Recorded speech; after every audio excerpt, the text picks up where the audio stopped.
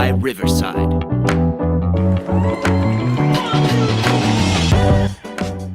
What's up, everybody? It's 2 o'clock. It's a Monday.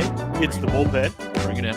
I'm Tony Mack. That's Tricky Ricky. We're here at Toyota Field, and we are doing fine over the holidays. I think I didn't come down with anything. We do look very sickly on the camera, though. I know, man. The color. What's funny is the color's not drained from our hair, but it's completely drained from our face.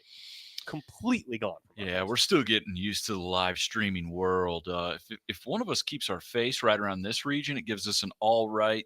Is that why you told me to bring it in? Yeah, well, you were over there a little bit, but if we get too, this is a pretty good balance right there. If you just stay right there, I think we're all right. But without it, so you go back to your normal position here, and then maybe I hang out and you lean it back. Yep, come back a little. Mm-hmm. That's Casper the Friendly Ghost right there. That's crazy. Now, when you're back to right here, it's just the right amount of color to where, you can tell that I have a face, but you can't see all of the blemish. Oh, no, I don't want that. Let's go back to. We're talking. Did lighten up a little bit. Again, it's when it does that though, it only lightens up the color of my hair. My face is pale white. Yeah, but there's no wrinkles. Look how smooth you look. You look like you just got a fresh batch of Botox put in there. Look like you're trying to make me out of sand.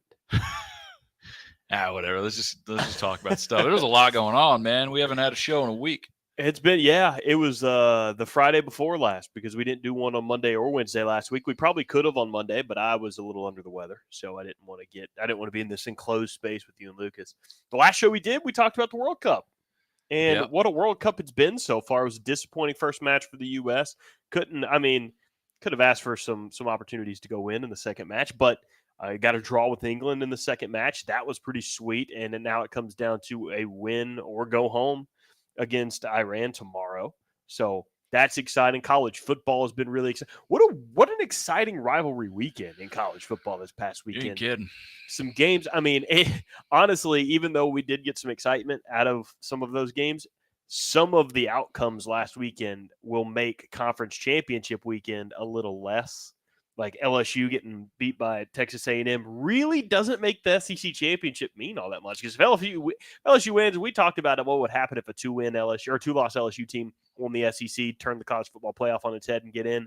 They probably would. A three-loss LSU team that lost to a previous four-win Texas A&M team, they're not getting in if they beat Georgia. So no. Georgia, unless it's like a 50-point blowout, Georgia's still in the college football playoff. So the SEC championship for the first time in a while, I guess last year didn't really mean anything either. It did for Alabama. Alabama had to win it, but it didn't really mean much. Yeah, we got a bit of a lame duck SEC championship this year. Big 12 championship means a lot, though.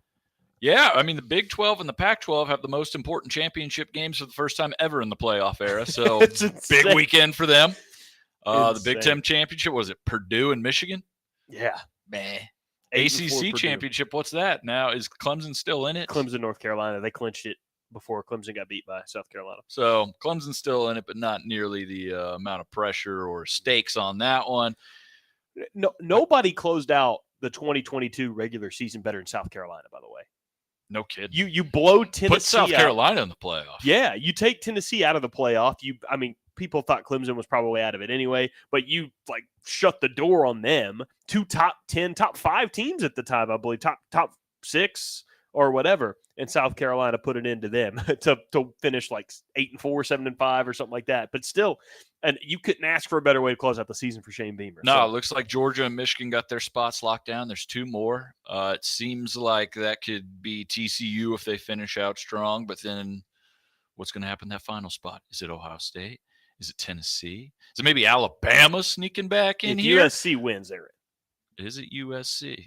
But if they lose, well, then who gets that spot? What's going? It's looking like USC, TCU got the upper hand. Yeah. But things could change.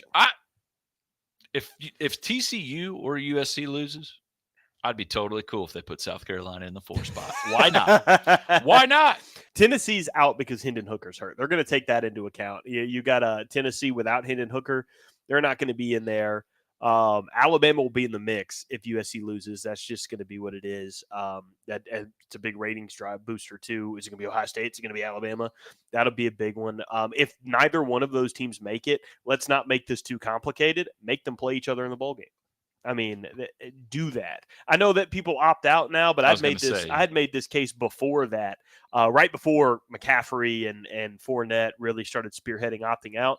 It was like, why are we? It's the conference affiliations with the bowls that drive me crazy because you have the top 4 teams get in, most deserving, best 4 teams, whatever the committee decides that year. And then at 5, 6, or 5, 6, 7, 8, or whatever, the next best team should play each other. Why does like in 2016, Oklahoma won the Big 12, didn't get in the playoff. They had to play like a 4-loss Auburn team in the Sugar Bowl. Why are we not playing better matchups in the bowl game? This conference affiliation stuff is garbage. If Alabama and Ohio State don't make it to the playoff, they should play each other. It doesn't matter to be a JV game, so who cares? It'll be a matchup of the 2 teams for Ohio State and Alabama that'll be playing 2 years from now. Maybe. Even with the transfer portal, probably all be crazy. But interesting what I'm seeing in the YouTube comments here. Boy. Ethan Darby gets in and says, I hear we've offered Ricky a deal to become the brand new head coach. Now, Ethan has an Auburn logo on his profile there. Buddy of mine, you might know him, said Lane Kiffin was going to be Auburn's head coach. It was going to happen. It's a done deal. I think it's going to happen. But you can't listen to idiots like that. And here we are, Monday, November the 28th. Lane Kiffin is still at Ole Miss. I don't know where Hugh Freeze is, but I know that the interim head coach, Cadillac Williams, no longer the head coach. The interim has been removed. The football season is over. Who is going to get that job? Tony Mack. You said it was Lane Kiffin. Now he's not there. What's going to happen? I felt pretty confident that it was going to be Lane Kiffin, and the reason why I think it's a bad situation for Auburn now that it's not going to be Lane Kiffin is because it felt like Lane was clearly their first choice, and it's kind of hard to hide that now because it doesn't look like we were wrong that Lane was going to go to Auburn. It looks like there was a ton of interest there, and all this passing time that went by where they didn't announce him or didn't officially sign him, he started to sour on it for many different reasons. Time went by. There's pressure on the Ole Miss side. They're getting themselves a sweet deal together to extend him. And then on top of that, you have the Ole Miss Mississippi State TV guy out there that reported early that Lane Kiffin was going to step down after the Egg Bowl. He was going to be announced as the next Auburn head coach, and that rubbed him the wrong way. And all of that kind of led to him being extended at Ole Miss. And I was wrong. I really did think that they were going to announce him as the head coach at Auburn. It did sound like they were close to it. I was close to being right, but I am wrong. And it looks like they're going to move and pivot to choice number 2, which people are saying is going to be Hugh Freeze, but you can't take that. I mean, until it's done at this point, you don't know. But it looks like now the lead is Hugh Freeze, and obviously there's a lot wrong in that to some fans. It seems like the fan base is pretty divided when it comes to Hugh Freeze. Some like it if he can win. Some don't like the idea of Hugh Freeze becoming the next head coach. I will say that even over Lane Kiffin, Hugh Freeze was the best booster hire because for the boosters, Hugh would have been that politician that the boosters wanted, right? He was going to be the guy out there kissing babies. County commissioner, we run for head coach Auburn. I agree, but what the boosters are looking for anyway, that's what Hugh is going to fit. But I don't think he really fits with a lot of the fans right now. He's going to have to win. Is anyone else looking at Hugh Freeze? I don't know. You heard his name with any other jobs? Mm-mm. Nebraska sure didn't look at him. They got Matt Rule, locked him up like that. I'm seeing reports Deion Sanders getting offered the job at Colorado and South Florida's offered. South Florida would be such a good fit for Deion, though. What are you doing, Auburn? Get your head out of your keister, man. Here, Colorado and South Florida are going to take the best coach you have available to you, and you're going to stick with you, Freeze? The burner phone Freeze?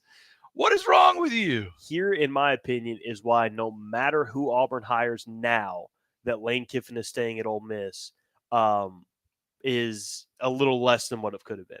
Is because it's botched. It's botched. It's botched. You can't win now. It's not their first choice.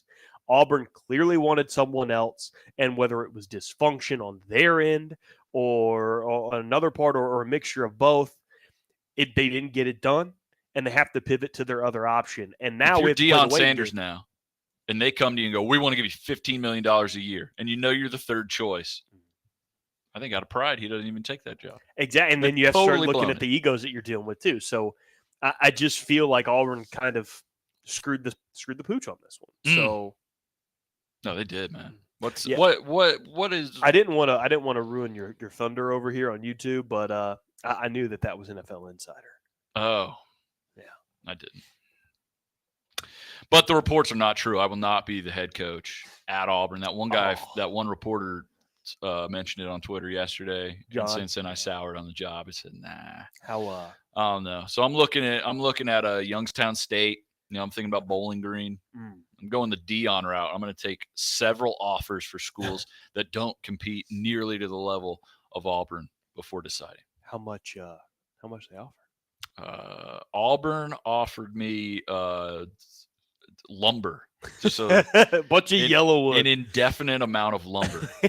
We hadn't quite figured out the terms on that one yet. But in this economy, I mean, that's good as gold. Yeah. That's a gold bar. That's maybe better. I don't know where gold rates are. I haven't watched TV Land in a while, so I don't know what the I don't know if it's still a good market for gold or silver. William Devane hasn't told me on those commercials in a little while. So there's no limit to the lumber, but there's like a silent limit that you just it's like those contests where you win free gas for a year. You're not filling up your car every day. They're going to give you limits. So. For sure. Pretty good deal though. We'll see. So the Auburn coaching gig. I have to change my name to Lane though, which I thought was weird. To legally change my name. Yeah. So we'll continue to discuss the whole Auburn thing. It's going to be interesting. I just on its face, going from Lane to Hugh, if that's what they end up doing, in the immediate future, Lane was better in the transfer portal. Would have been better for Auburn in the transfer portal. Recruiting, we'll see now that Hugh Freeze, if he gets back into the SEC, if he can do what he did at Ole Miss, now that a lot of what he got in trouble for is legal, we'll see if he's still got that juice to get it done. Not all of it. I don't know. If Hugh Freeze was their first choice and they locked him up, I might feel a little differently, but I really think Lane was their first choice. They didn't get him and they have to pivot, and it just doesn't feel like a big win for Auburn. So if they had Lane and the whole issue was when to announce it, why do you even wait?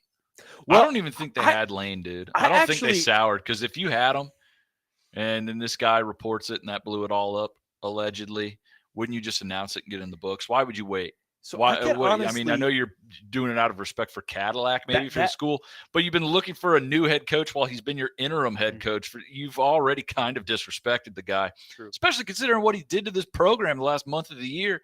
They were boring. They were dead. No one cared about them. They had no emotion. Harsin gets fired, and he comes in there and immediately makes the rest of their season, which, I mean, really, if you look at it from a bowl standpoint or even just a historical Auburn standpoint, pointless. Really no reason for you're just playing them to play them. And they cared, man. Every game mattered. And so they got to figure it out up top there, man. Yeah. They botched it again. Agreed. I don't know how you save it at this point unless you go out and offer $15 million to Deion Sanders, but who says he's going to take it now? True. That's a good point. There's a lot to unpack. Still a lot from this past weekend in college football that's going to impact everything moving forward. We've got I'm going to play a little SEC game now that the regular season's over with. A little guessing game here in a minute. Did you watch any basketball this weekend? I only bit of college basketball I've watched when I got here last night to work the Christmas light show. I got here early. If you know me, I get places way early. So if you tell me to get somewhere at a specific time, I'm going to get there earlier in that time. So people tell me I was told to get here by 4:00, which is an hour before the Christmas light show starts. But I got here earlier. I got here at like 3:45. So I watched the fourth overtime of Alabama, North Carolina. Oh, I watched a lot of basketball this past week. I think this could be considered one of the best sports weeks ever this past week. And I say that because with the World Cup, the time it is, the NFL going on, college football going on, there's basketball going on. There's it's weird because it's not March Madness or baseball season or like that time where all the sports overlap like that, but it was a unique week in sports for all the variety, and especially all the action that happened out there. But I got to treat myself to listening to Bill Walton call a college basketball game for the first time this season. Yeah. Do you watch Bill at all? Oh yeah. So awesome. Typically, especially when we get into December, but besides March Madness, the end of the calendar year is my favorite basketball time. Like, it just Dude, about the holidays and basketball constantly being on. It just something magical about college basketball. Phil Knight Invitational was Bill Walton is calling beautiful. basketball is special. Well, not only Bill Walton calling games is special because, one, he does not really pay much attention to like what's going on.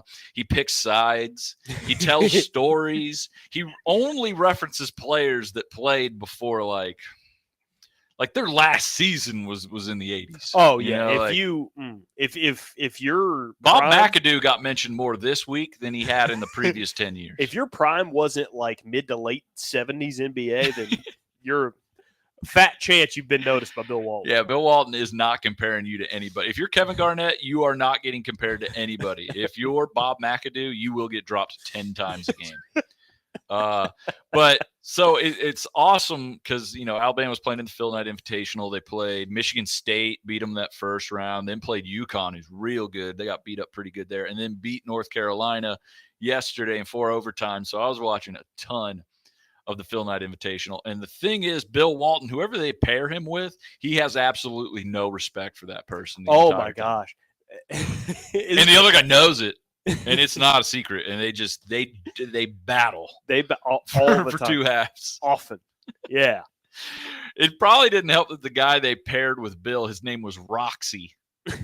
Which Bill heard. I'm working with some guy named Roxy. I remember I used to find some Roxy back in the Portland, back in the Arboretum over there. And so he does not respect Roxy. Roxy knows he's in for it because now he has to call a game with the guy who's going to be loosely paying attention and telling stories all the game.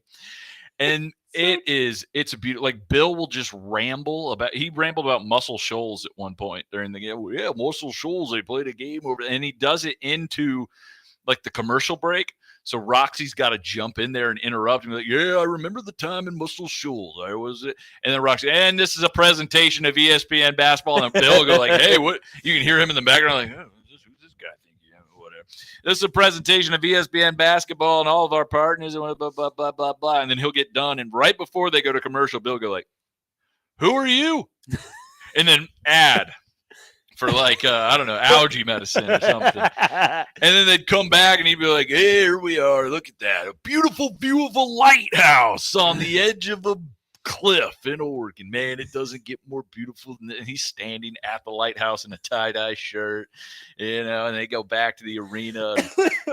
At one point, they brought him a donut with his head on it, and then he ate the donut for like 5 minutes into the second half. And they tried to get it takeaway. He said, all right, let me get that one more time.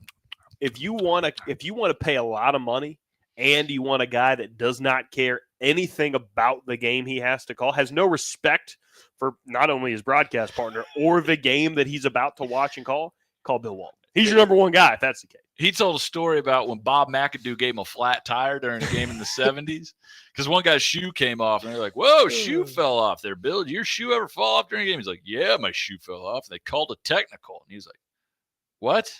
He goes, yeah, man, Bob McAdoo gave me one of those flat tires. You ever heard of one of a flat? You ever got a flat tire? And the other guy's like, yeah, Bill, I've been wearing shoes my whole life. Like, yeah, I went to grade school.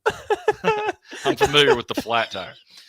You ever seen a flat tire? Yeah, Bill, we've seen. Bob McAdoo gave me a flat tire because I was owning him in the post one game. He steps on the heel of my shoe. That shoe falls off. He spins around, goes to the hole. I grab my shoe. I take it. I throw it at the ball when he shoots it to try to block the shot with my airborne shoe. And the referee got all mad at me and called it for a technical. It's like, yeah, Bill, that you threw a shoe during a live game. That would still be a technical to this day. And he called me for a technical. Meanwhile, like college basketball on the ESPN. I was going to say 20 points was scored during it. Significant changes in the game and the momentum all happened. And Bill wasn't having it, man. Like at one point there was a block. He's like, oh, that guy got high up for that one. And the other guy goes, probably not as high as you, Bill. Like he's making weed jokes at him. Like Bill is an old school hippie that is now, we were like, look, he survived, man. Just let him do what he does. He's not hurting anybody. He's eating a donut for 5 minutes, whatever. I love it though, man. You should, anytime you're watching TV and a basketball game, maybe you're not even interested in it, pops up and you see Bill Walton there. You take that in. Yeah. Michael Ford says, couldn't you just watch a game with Bill Walton and Gary Daniels calling it? Gary Danielson, I think is what I mean. No, I don't, because I Gary gets all hopped up and angry, and Brad Nessler, kind of reins him in and respects him. Bill Walton has zero respect for Gary Danielson. Well, Gary will look at replays and he'll go, look at what we got here. This is something there. Bill will be like, it's like watching Jerry Garcia play the guitar out there. And you're like, yeah, I mean, I get if you're a Grateful Dead fan, yeah, it's probably pretty cool. And then they showed a landscape of Oregon. He goes, "Oh yeah, the that's a hometown of Matt Serbinski." And I'm watching home like, what the hell is that? I think it was his best buddy in grade school or something. He goes, "Oh yeah, it's where Matt Serbinski used to live. He won most spirited in high school." I'm like, okay, all right. Oh yeah, cool. So Gary and Bill is just so removed from the whole game. He's kind of doing a one-man show where Gary at least gives you some analysis. Does Bill Walton call games during, once we get into the meat of the season, once the calendar turns to 2023? Outside of the I don't want to say preseason because they're not preseason, but the the holiday brackets, the holiday tournaments. Thank you. I was working my way to the word tournament. Does he call games outside of those? Because I only ever hear or watch Bill Walton during holiday tournament time. Oh, I have no idea. I don't think he exists after that. I don't.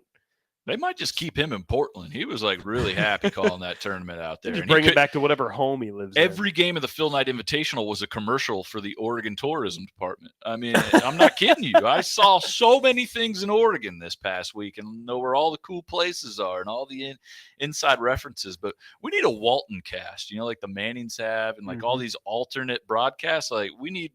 It doesn't matter. It's not like you have to have Bill call basketball because he played basketball, because he doesn't use any of his expertise to enhance the broadcast at all, aside from a story where he threw a shoe at Bob McAdoo, So just put him on anything, because he's going to find something he sees and go, and he was openly rooting for Alabama against Michigan State. At one point, Alabama got called for a foul, and he goes, "What?" I'm like, Bill, what? You're not supposed to. Why'd you push me? Because I was trying to illustrate how you give my. I think we know what a foul is. Look, I said the same. I'm gonna throw my shoe. The same. Don't McAdoo me, bro. I'll give you a flat tire. You ever heard of that? I was down in the post, and what's his name? That dang. I can't even think of players from Bill Walton's era. That's how old his throwbacks are. They're no Mike Skrbinski, but who's a power forward from back in the day, man? I don't. You're doing good. Keep working through it. I was going to say John Havlicek. I don't know if that's. That sounds like back in the day. Then I forgot what I was saying. I've got Bill Walton disease by talking about Bill Walton. This is what he does in a game. So, yeah, whatever I was trying to say, it was going to be something. But let's get a Walton cast going. Let's put Bill on soccer. Bill on a little footy. That would be interesting. That would be interesting. Have a simulcast for the UAE and Iran game tomorrow. Called by Bill Walton, live from Portland at JD's Bagels or Donuts or whatever place made him the Bill Walton pizza-sized donut. Let's do it there. I'm down. That would be awesome. That would be pretty great. I think I have some other observations from this weekend in sports. I took a couple notes. I wrote Bill Walton's nuts. Oh, we're probably going to win the World Cup, too. Think so? Why? What's the logic behind that? I mean, let's look at Argentina. L. Yeah. Let's go ahead and look at Germany. L. Did they win yesterday? They won. I mean, they just drawed Spain, but they lost the first game. Spain. Okay. Belgium, great team. Could be their golden generation. Has been for a little while. L. England, another favorite. Draw. Can't score a goal against America. That's right. I love the comparisons too, because England's the number 5 ranked team in FIFA, and we're middle of the road. We're 16th. Yeah. So we're middle of the road, and all the comparisons on Twitter were imagine that would be England fielding a football team, an American football team, and coming over here and tying our Pro Bowl team. Yeah, you'd be so embarrassed. Yeah. I saw all these videos of English people in the States who were talking a lot of trash beforehand, and then that game happened, and it was those guys tied us. They don't even like that game. and they tied us. Yeah. None of their good players even play that game. LeBron could have been a Steph Curry doesn't even kick the ball. Odell plays football still. Dude, hey, man, just measure the Odell. But just imagine that. Like if England came over here and we had a draw in football. That'd be embarrassing. You'd want to throw up. You'd be embarrassed. Yeah, you didn't lose, but you're like, they're significantly worse. Golly, they don't even try over there, and they figure it out. So we're probably going to win the whole thing. My observation from that match, by the way, not the biggest footy watcher over here. I've been watching a lot of World Cup. My observation from that match, number one, the U.S. had a lot of opportunities that could have gone their way, could have won that match, would have been great to see. However, how small is Christian Pulisic? Is he a tiny little guy? Because him next to Harry Kane looked like a giant for England. And then I looked him up. He's only like 6'1". Two different positions, man. 6'1" as a striker in soccer, that's big. He just looked massive. But he wasn't all Look that up big. Pulisic. Was he like 5'9" or 5'9", something? 5'10". He's a winger, so he doesn't have to be a big guy. Your typical center back's probably going to be up in the 6'5", 5'10". What's his weight, 6'4", though? something like that. The weight's the thing for me. He's 161 pounds. He's got to move around. He's got to be agile, man. He's not going to go up there and get a header. Harry Kane's 6'2", 188. He's not height-wise, I guess that's a big difference. But he just looked like a massive person. Hey, it's like football, man. You have a running back that's 5'8", they can be just as effective as someone who's 6'2". Sure. I'm not saying anything I'm trying to draw comparisons. The analytics. Yeah. I'm just it stood out to me. He's our Clyde Edwards-Helaire. He makes moves, but physically, nothing too special.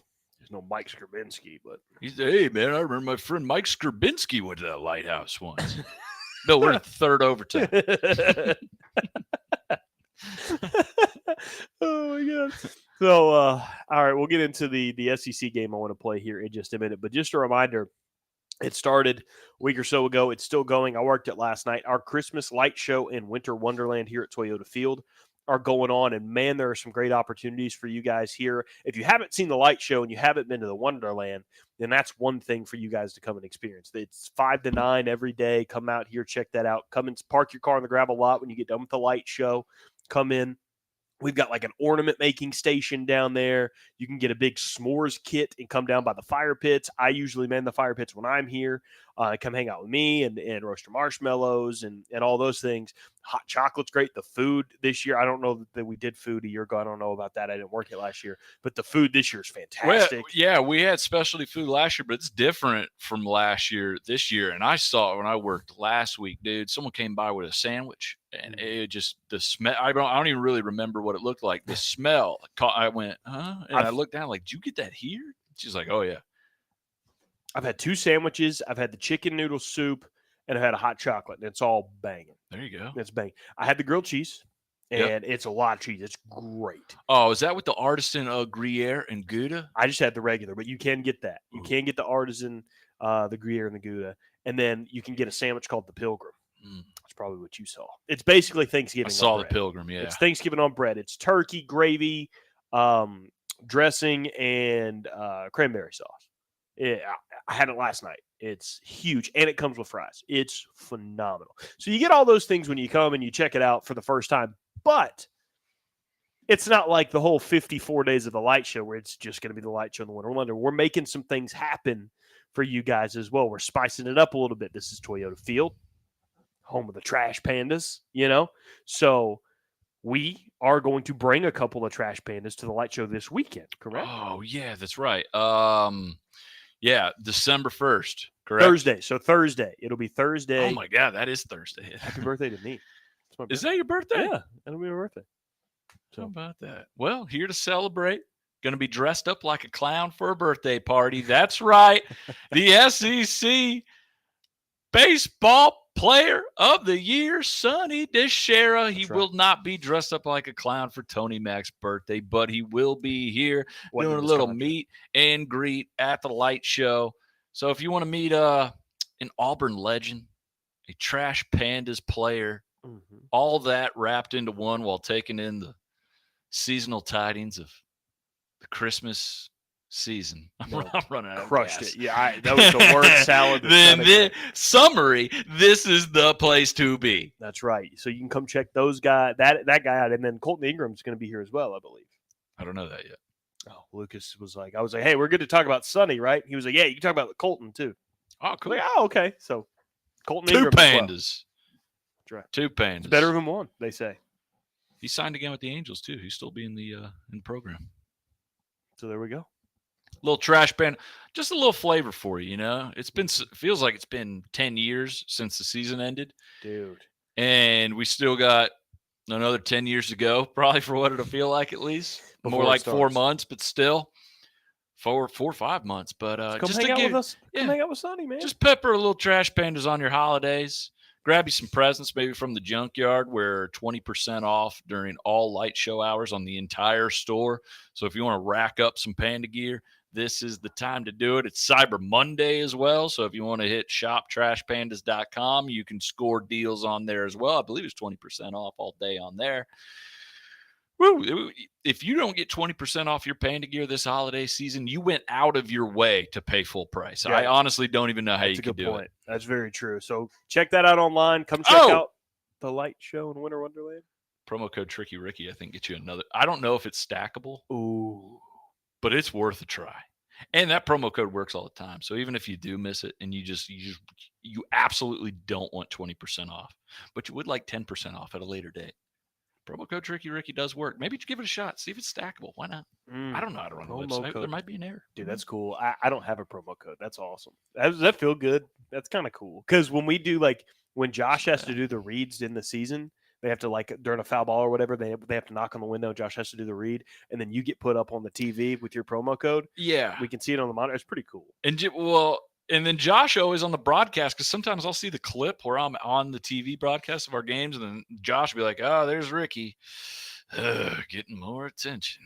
Just what he needs. And I watched that clip one day, and I'm like, whoa. Is he sandbagging me up there? So we don't hear him. Yeah, I didn't hear it either. Rob will turn him on every now and then so we can hear him in there, but I didn't hear that. J-Man's sandbagging me up there in the booth. I unscrewed all the screws in this chair, but enough to where it's still usable. But when one day, it's coming. You're going to want to tune into opening day this year, because you're going to hear a crash in here that will be viral for years. All right, so I got a game. Okay. Now that the SEC regular season is over, there's been a lot of great quarterbacks, a lot of fun storyline quarterbacks, and a lot of quarterbacks that make you scratch your head and go, why are they talking about this guy in the next level? So without further ado, I'm curious, storylines aside, can you guess, yardage-wise, the top 10 SEC passing yard leaders this year? Do I have to? Let's see if you can. I'll try. See if you can get it. Top 10 passing yards leaders in the SEC. Number 1, who you got? Do I have to get it exactly right, or can I just name the 10? You can name the 10. Okay. Do it deal or no deal style, where just say some names and let me. Hendon Hooker. Hendon Hooker. Do you think he's in the top 5? Yes. Number 3, with missing a game, he was 3,135 passing yards for Hendon Hooker. Those are good numbers. Stetson Bennett. Where do you think Stetson came in at? 6. Stetson Bennett, the number 2 passing yards leader in the SEC with 3,151 yards. I know Hendon Hooker missed a game, but Stetson Bennett had 16 more passing yards than Hendon Hooker. Your favorite, the man who mixes Hellman's with his coffee, Will Levis. Will Levis is in the top 10. Do you want to take a guess of where he is in the top 10? 3. That was Hendon Hooker. -1. Will Levis is not 4. He's not 5, 6, 7, 8, or 9. He's 10. Will Levis is number 10. That guy should be out of 14. 2,406 passing yards for Will Levis this year, and he's second in the SEC in interceptions thrown. Despite what the numbers and my heart and my gut are telling me, I want to make him the first overall pick.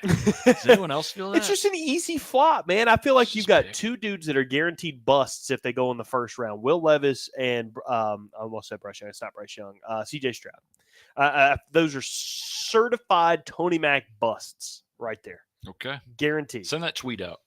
Will you tweet that so we can get that visual? So if Will Levis, on the day he's inducted into Canton 20 years from now, oh my I can gosh. retweet it on whatever social media platform is. You know what? hot at the time. I bet I could get blocked by Will Levis on Twitter. I don't even know if he has a Twitter. You've been trying to get blocked by Big Ben, right? I actually forgot about that until I saw it on Twitter today. I guess I did too. Did I? Yeah, I tried for a little bit.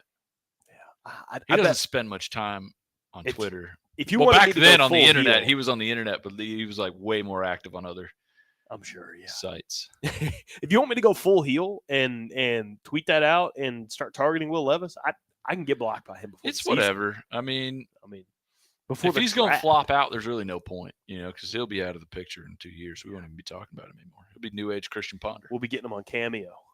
All right, so Bryce Young, he's got to be in there. Bryce Young, where do you think Bryce is? Probably like 9 or 8. Bryce is fourth. Picked it up the last few weeks, huh? 3,007 passing yards for Bryce Young. Okay. So you're missing number 1, number 5, 6, 7, 8, and 9. Jaden Daniels. Jaden Daniels. You think he's in the? You think he's at number 5 spot? Or you think he's lower? 5.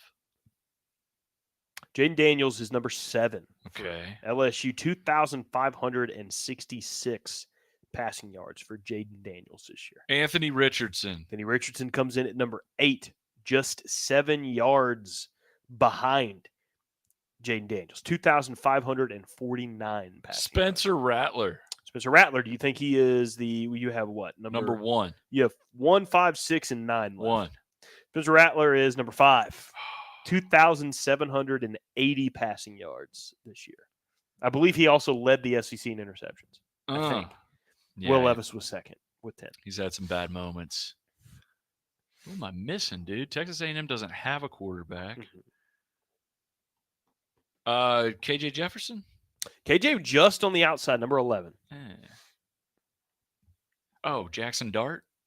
Jackson Dart, number 6. Okay. 2,613 How many spots are left? passing yards. You got number 1 and number 9 left.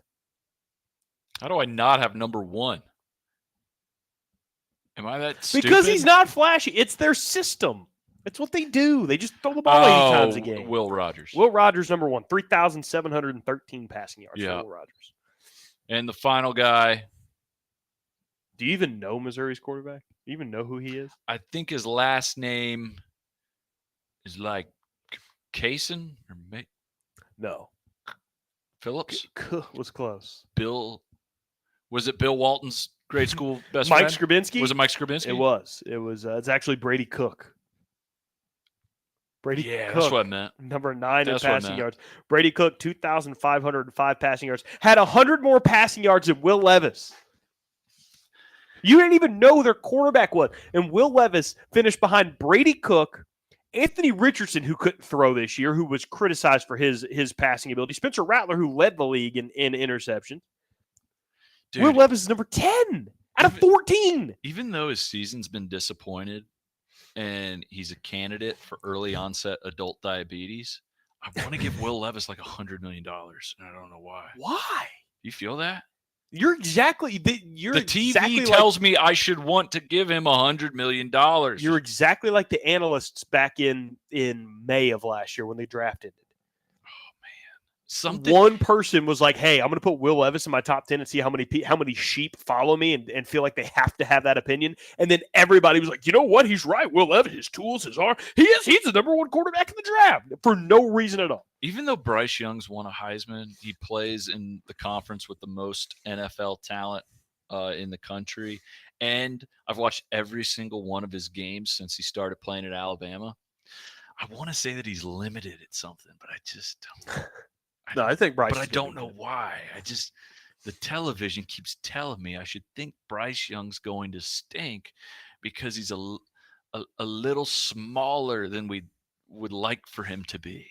I think watching the one reason I think Bryce Young makes me really excited.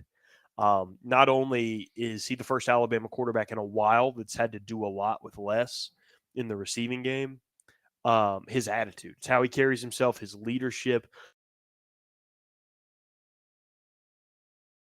Jalen, of course, was upbeat, very positive. Bryce kind of follows in that. It's very genuine.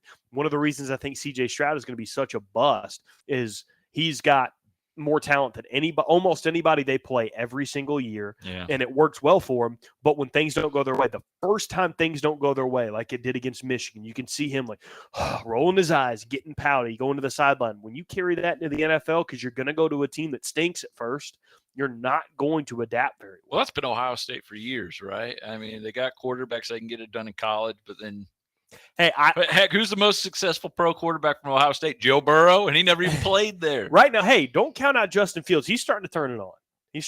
Justin okay, Fields I'll is starting count. to No, look Justin Fields has really had a great turn to the NFL season before he got injured and all that. I mean, they were still losing games, but he looked significantly better than he did before. But yeah, I don't know. Just you think of the J.T. Barretts, the Braxton Millers, Cardale Joneses, heck, even go back to the Craig Grenzels. R.I.P. But the Dwayne Haskins, he didn't. Oh my gosh, Dwayne Haskins, yeah, he was in that fold as well. So I don't know. Their plans don't seem to translate to the field too well.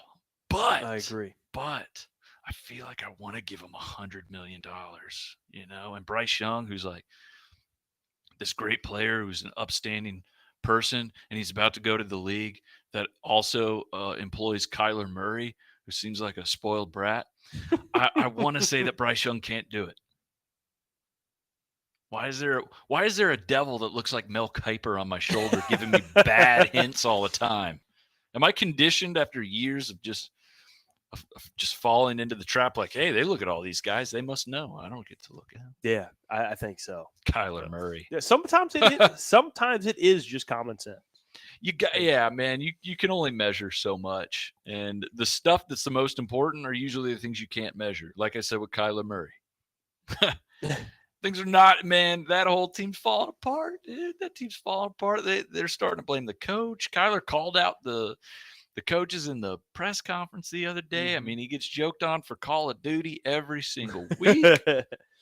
And he's 5'7", and a team giving him like $200 million. So can we stop judging the QB position so intensely, or at least change up the focus of what we're looking at, Yeah, probably so. Will Levis. So last night, Sunday Night Football, just trying to change things a little bit since we're transitioning into the NFL a little bit here. The Eagles improved to 10-1. They beat the Packers. A lot of interesting storylines in that game with Jalen Hurts. He had 100 rushing yards in the first quarter. First player ever, 125 rush yards, 125 pass yards in one half. He was rushing really, really well. And then, of course, Aaron Rodgers gets hurt. Jordan Love comes in the game, looks all right. Christian Watson made him look even better with that long touchdown catch that he had. Packers lose by 7.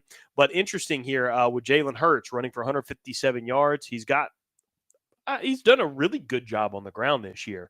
If you were to guess which quarterback, like where Jalen Hurts would rank in terms of quarterback rushing yards this season, where would he be? Would he be the quarterback with the most rushing yards this year? Second, third? Justin Fields was in the top for all players in rushing yards. Top 5 the other day before he got injured this week. So he's not number 1, I don't think. Justin Fields is number 7 in all of the NFL rushing yards. Yeah. That's what I was trying to lead to here. Number 7 in all of the NFL in rushing yards with 834 rushing yards. Justin Fields. That is amazing. Well, amazing. Does he have less passing yards and rushing yards?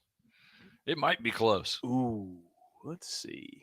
Click his name. What are we looking at passing yards wise?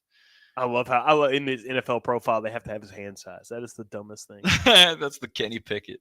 Like, why am I looking at that before I'm looking at his stats? What are we doing here? What kind of person is he? What do you mean what kind of person he is? Look at his hand.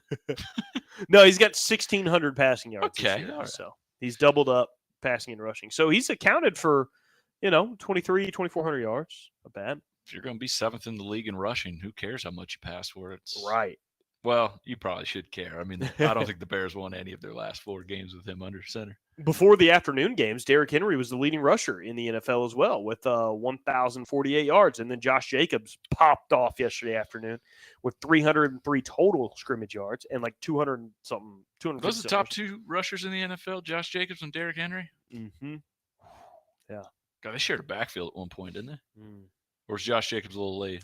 Josh Jacobs. Oh, that's a good question. I don't think they shared it back. I think Jacobs was in there with Damian Harris, Bo Scarborough. Yeah, I think you're right. I do believe you're right there. That's pretty nice to see right there. Alabama's got the 2 leading rushers. The SEC has the top 3 with Nick Chubb being there at number 3.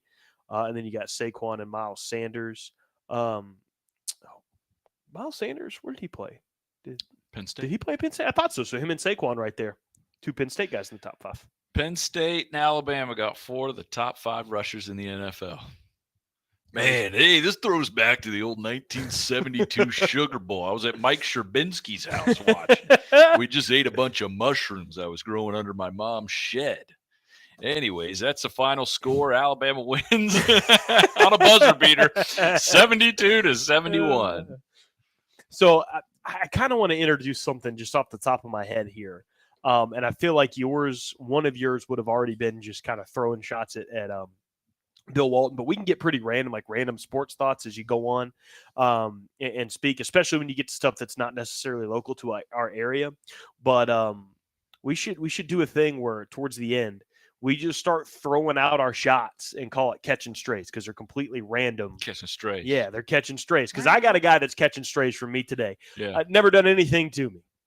But the guy that deserves a lot of like what a fall from grace that guy had, Willie Taggart. What's he even doing anymore? Oh, he just got fired. From? FAU.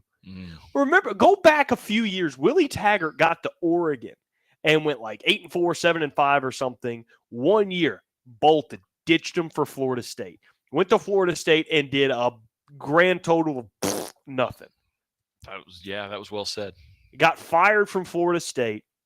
Went and replaced Lane Kiffin at FAU.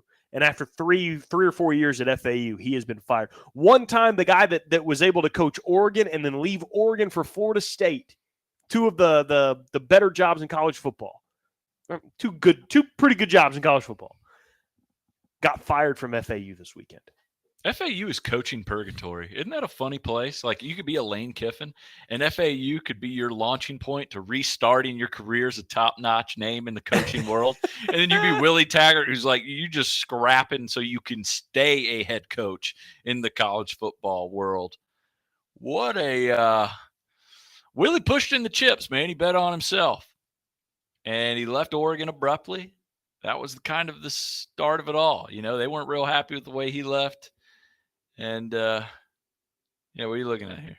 Is that Mr. Freeze? Mm-hmm. Is it happening? I don't know. Is this happening? 23 minutes ago. Show me a tweet. Is this breaking news? 23 minutes ago, Cole Kubelik just shared a GIF of Mr. Freeze. So, That's good as gold. Sold. Former Auburn player. I mean, former Auburn player. I mean, I don't think he gets a newsletter every time they hire a coach. I mean, he's an SEC. He probably knows a guy though, for sure. He definitely probably knows at least 20 guys. Works for the SEC network. Think he knows Mike Sherbinsky? That's a great point. I bet he doesn't know Mike. I probably don't know Mike. Only Bill knows him. So literally, only Bill Walton knows him. So catching strays today, Willie Taggart from Grays. Catching strays, the Mr. Freeze character from Batman. He never had a burner phone in his life. I mean, granted, he did some terrible things to the Gotham City area. He did. That's right. So is that they got to do something. Every hour that goes by. Yeah, I mean, it's we're like at the first 48 at this point. If you ever are going to catch the suspect you want, you got to act. We're at the end of the season now. So now's the time where you need to start announcing who it's going to be, because this was one of the advantages you had to getting rid of Harsin so early, is that you had the time to look for a coach and you can announce at the end of the season. Now, one of the advantages was also Cadillac coming in and energizing the team. That helped a ton. But this was the big advantage that you had. And if you don't announce it for like another week or something, what the hell's the point? So feels like they're going to do a panic hire. Plus, if the names keep getting prematurely announced like this and then it doesn't actually happen, it looks like you failed even if you never even offered the job to the guy. Mm-hmm. So if Hugh Freeze doesn't take it, now it looks like two teams have told you thanks but no thanks, which at that point you'd almost want to go with a Cadillac for a year and maybe try again next season if he doesn't. Maybe Cadillac Williams turns into the next Dabo, goes from interim to head coach, and just finds a way to make it work through, through the emotion he's had, the pride he's had in being at Auburn, and the pride that everyone takes in having one of their guys as their coach. I feel like in my gut, that feels like a better situation. Even if you just take a flyer on Cadillac for a year and say, hey, let's see what happens. Maybe we give him a little contract. Nothing too crazy if you got to get out of there, or maybe you find a big name later down the line that you want that you can go get, do it. But I don't know, man. It kind of feels like it's damned if you do, damned if you don't. Yeah, I agree with you. They got to get somebody in there. So another guy catching strays today. Probably a name people haven't heard of in a while. Nathan Peterman. Dude, I thought he was supposed to play for the Bears. He was. Nathan Peterman was so bad. It has such a bad reputation. Yesterday, Adam Schefter tweeted, Nathan Peterman now will be the Bears starting quarterback today. Trevor Siemian, who was supposed to start, hurt his oblique during warm-ups and will now serve as the number 2 to Peterman. David Montgomery will be the Bears' emergency quarterback.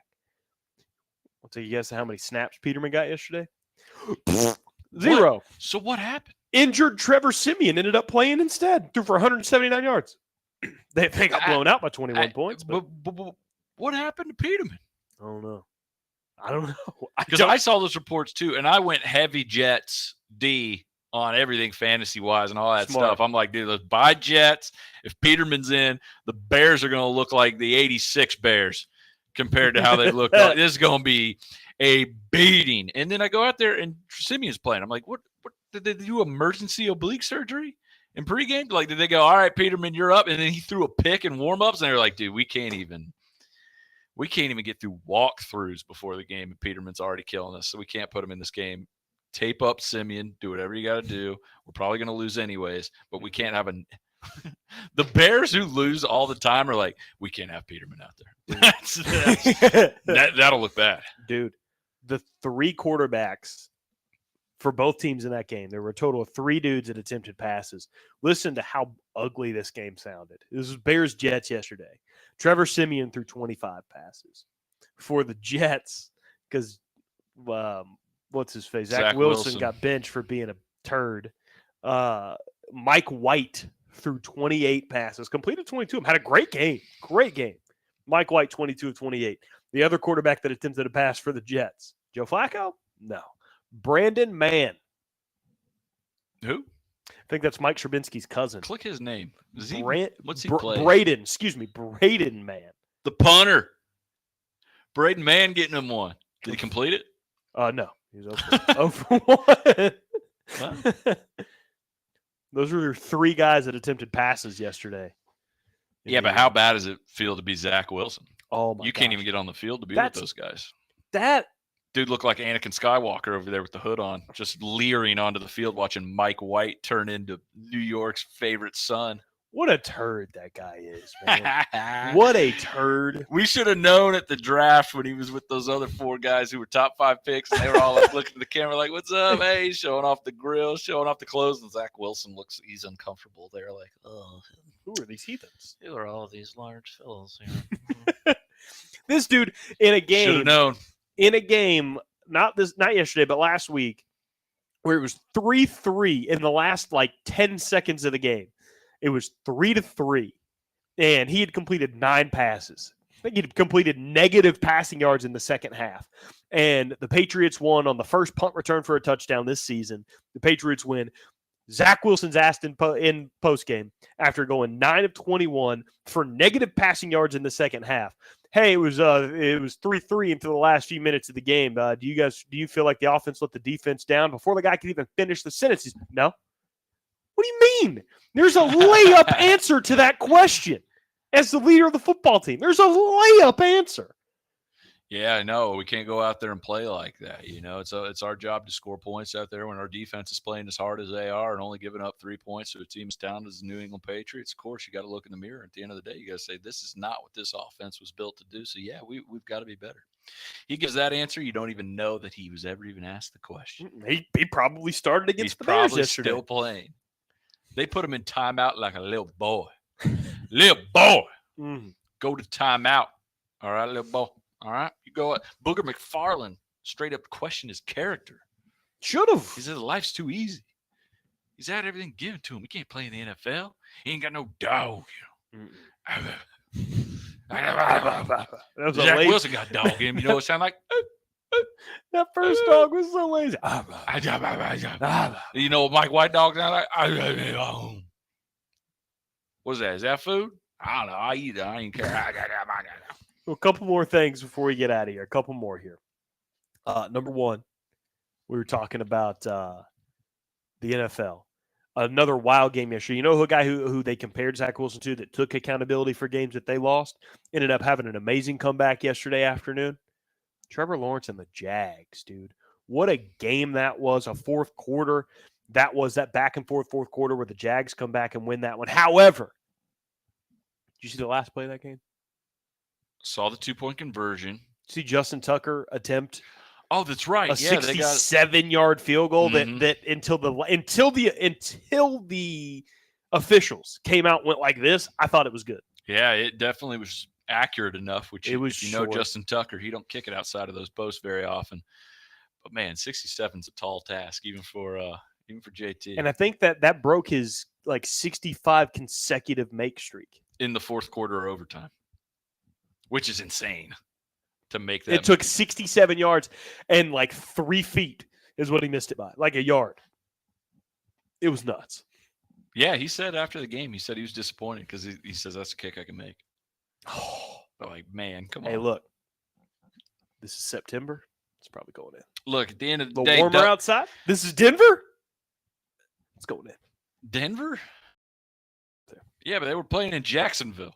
That's what I'm saying. I'm saying if it's Denver. Oh, you think he bears it? Yeah, that hot, stanky Jack.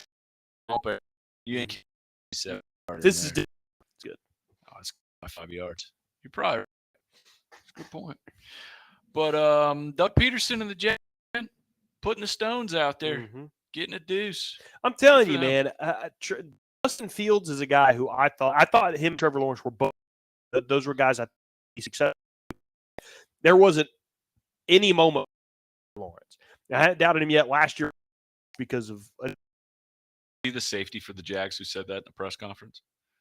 Andrew Wingard, the safety for them, he's getting interviewed after the game against the Ravens with on the 2-point conversion. They go, just like, how proud are you of Trevor Lawrence? Because he had to deal with Urban. He said that. Urban catching strays, baby. Even the teams last year didn't count for any of us. Right, we're just happy we're all not crazy. I didn't hold that against Fields. I was starting. I didn't speak it out loud, but I was starting to feel different on him. And then it was the game where he got hurt. I may have texted you. I almost texted you. I was like, dude, Justin's starting to look pretty good. He's starting to look pretty good. I'm impressed by not only what he's been able to do on the run, but there's been a couple throws he's made where I'm like, that is an NFL throw. That looks good. And then I was really bummed to see that. So Justin's really starting to come into his own. I'm starting to think he can be in the NFL. I already thought that before. The Bears did a thing that, if you're a Denver Broncos fan, you're looking at your team going why can't we like this? They changed Justin Fields into a passer, try to, what they 50 getting on the machine side just because down it's going to be there for him. And team around Baltimore, Lamar Jackson, they run an offense anyone else run. Tight ends, a lot of different looks. And that's what the Bears have done. Where if you're the Broncos, you're looking like, how do we do something like that? We got a guy who's won a Super Bowl, who's done so much. We've got an offensive coordinator that's working in Rodgers. He's won a lot of games too. And we're to the point where our defensive tackle's coming off the field and screaming in our starting quarterback's face because he's so bad at his job. Russell Wilson was getting yelled at by his own defense. That was. Has anyone ever had a word in the NFL? It's someone that was considered good to immediately. Has there ever been that quick of a man? This guy stinks. Ever. It's doubled down too. It's not just that he hasn't just hit either. It's your performance on the field that by your own team. Off the field, you have such a lame duck personality that you got a sandwich canceled in the last 2 weeks. Let it go, man. Let it go. 2 weeks. I wanted my danger witch. I'm talking about the field. Let go. Let go of the. But sandwich. double down, like people, like even you can't have a sandwich for a guy who's 3-8. We always knew Russell Wilson was cheesy and corny, but he's doubled down on that this year. People hate him as a person, and then they also hate him as a player now. It's been an awful year all around for Russell Wilson. Terrible year. And then finally, before we do get out of here. Will Levis is going to be a great Broncos quarterback. Oh, man. To Ross Dellinger 12 minutes ago, 3:48 or 2:48, which was like 10, 15 minutes after the Cole Kubelik tweet. Yeah. Auburn is finalized to hire Hugh.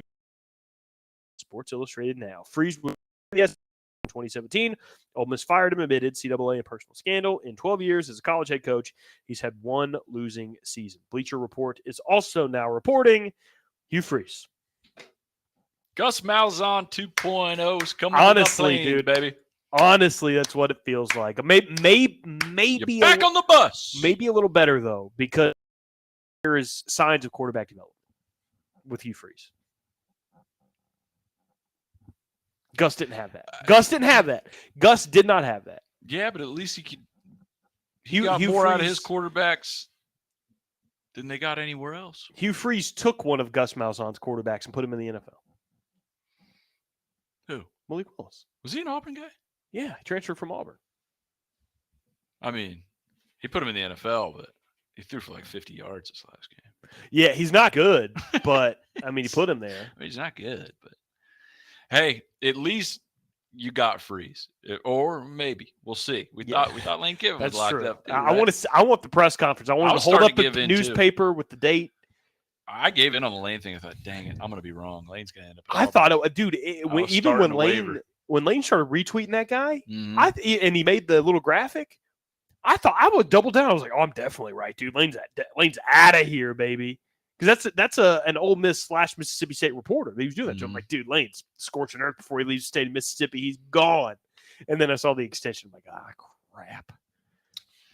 Man, Hugh's been out of the public eye for so long. I mean, the last time I tuned in to see him coach a game was when he was in that doctor's chair up in the press box. That one game he was sick and he refused to take the day off. Dude, he was in a hospital bed. Yeah, he coached a game. That's the one memory I have from Hugh Freeze's time at Liberty. It's the time he coached from a hospital bed. So, the other thing that's not sitting right. Maybe you can get it going again. The other thing that doesn't sit right, and I can't remember who they played. They played at New Mexico State or something. They got beat badly in this last game there on Saturday. They got beat bad. Look, Liberty was never. This was Lane Kiffin's FAU. Oh yeah, for sure. You know, for sure. You take the job because they'll pay you, and if you do well enough, you'll go somewhere else. What's crazy to me though is that just the ride that Hugh Freeze has been on. It had to be Auburn. His next step had to be Auburn. Think about it. He goes to Ole Miss. He beats Nick Saban twice. Gets busted for cheating, and that's not even necessarily what got him fired. He was big Christian, outspoken Christian man, busted for using a school-issued phone to call hookers, and then for his players. Yeah, it was for him. I think some of those were for recruits. Oh, it may have been for recruits, but it's for him too. He's cheating on his wife with the escorts. Regardless of their intent. Yeah, still. For sure. The premise, not great. Yeah, paying for sex for somebody. Somebody was getting it. And then his next step after that to rehab his image was to go coach for a Christian university. That press conference, man, when he got hired on to, was just beautiful. And he's got his family up there, and I just love my Christian values. Oh. And hopefully in about 3 to 4 years, I'll be at Auburn. And now he's at Auburn. Honest to God, he is the perfect politician. Most top-level college football coaches are. He's going to be the next Tommy You have Tuberville. to be. I mean, you're on the recruiting trail. Yeah, that's true. The campaign trail year round, trying to convince people to buy into you. And he's going to do that quick. They need to make a splash, and they need to make it quick, especially with these Auburn boosters. And they know they have to get this right, because if they don't, you're right back where you are where you were 2 days ago. Good point. All right, that's going to do it. We'll go ahead and wrap it up by once again reminding everybody that's watching to come to the Christmas Light Show if you haven't been just yet.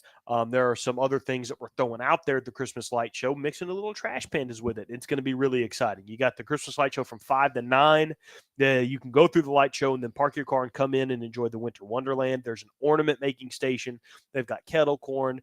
They've got a s'mores box that you can buy and go toast that at our a little campfire setup that we have. And then you've got the concession that's got these amazing sandwiches. You can get grilled cheese. You can get something called the Pilgrim. You can get some ballpark favorite food over there as well. Your hot chocolate. Got all of that. There's at least when I was here yesterday, they had one of the little bars open. So you could buy a little alcohol as well, if that's what you're into. And then on top of that, that's going from now until Christmas Eve. And then the light show goes until January 2nd. But another incentive that we're throwing out there is Thursday. Colton Ingram and Sonny DeShera, two trash pandas, one of them being a former Auburn baseball player, SEC Player of the Year, are going to be here hanging out at the light show, signing autographs? Little meet and greet area. Little meet and greet area that you can come hang out with Sonny D on Thursday and Colton Ingram. Come check out a couple of the trash pandas from 2022 and enjoy the light show. Maybe simple, for 2023, Sonny D might be on the team again. I mean, he was only there for a couple months. I'm pretty certain he'll be on the team. He'll probably be back. I'm pretty certain he'll be back for us. Colton might find his way up the ladder there. Oh, Colton's going to climb a little bit probably. Yeah, it's weird because like you want him to go up, but you also kind of want him to play for you and not go up. But it's, the reason why they're still playing for you after several years is because, not great reasons. That stinks. But you don't want him to go. You don't want him to get too good too fast. It's bittersweet, man. It hurts. It's like having kids. Oh, man. Reminds me when I sent my first one away to college. You ever heard Bob McAdoo, Tony Mac? I remember I was at Bob McAdoo's daughter's high school graduation. I was sitting there with my wife, Phyllis, right? And who taps me on the shoulder?